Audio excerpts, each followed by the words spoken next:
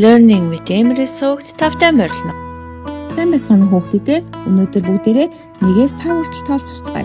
1, 2, 3, 4, 5. Одоо бүгдээрээ дахиад нөгөөдөө тоолцгаая.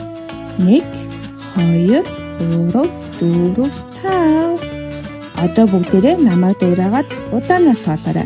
1, 2, 3, 4, 5. Одоо хүүхдүүдээ бүгдээрээ хамгийн сүүлийн удаа давтцгаая. 1 алим, 2 1 2 гүзээлгэн, 3 1 2 3 гадил, 4 1 2 3 4 ус үзэн, 5 1 2 3 4 5 5 хам баргацаа. Өнөөдөр хамт суралцсан хүүхдүүдтэй баярлалаа.